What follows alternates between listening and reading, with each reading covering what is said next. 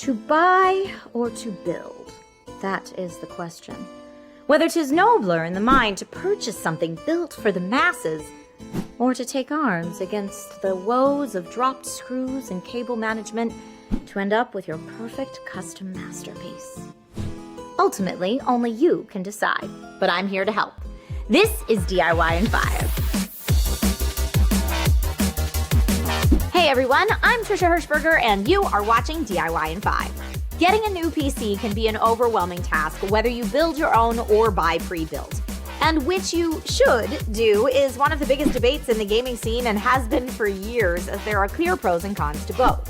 Never fear, today I'll help you decide which option is right for you.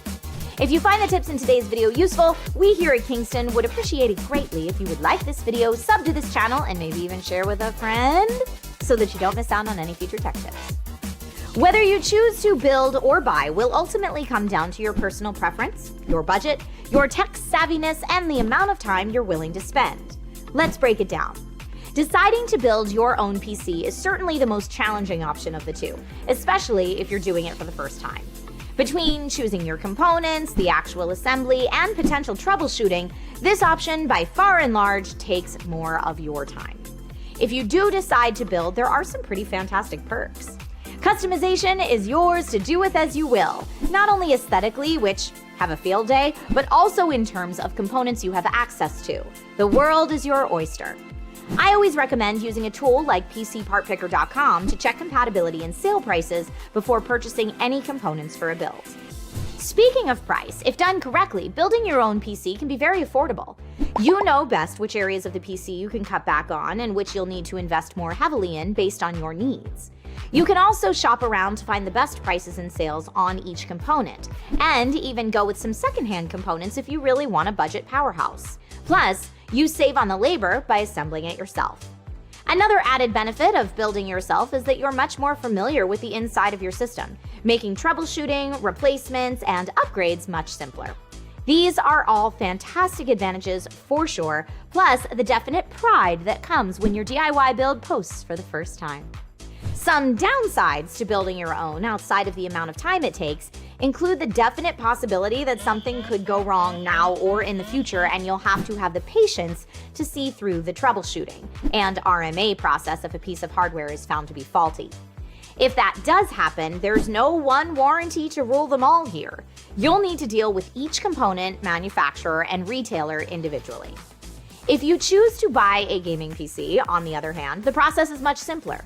You should still research to find the best option for you from a price to performance standpoint. This will still take some time, but there's considerably less time and stress involved for most people going this route.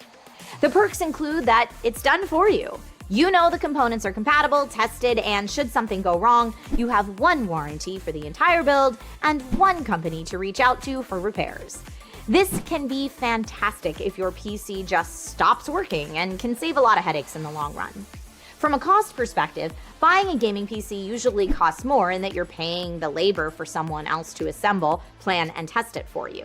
That being said, I've seen some incredible deals on pre-built systems where the better bang for your buck was to go pre-built on sale rather than get price gouged on components like GPUs. Let's hope those days are behind us. The chip shortages, I mean. I still very much welcome the gaming PC deals.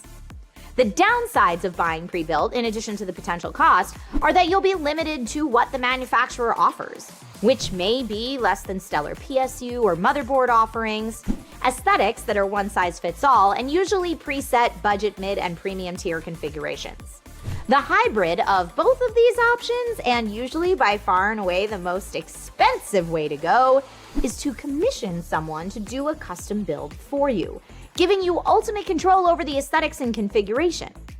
There are individuals and small system builder companies nowadays that specialize in custom builds for consumers, which I think is pretty rad.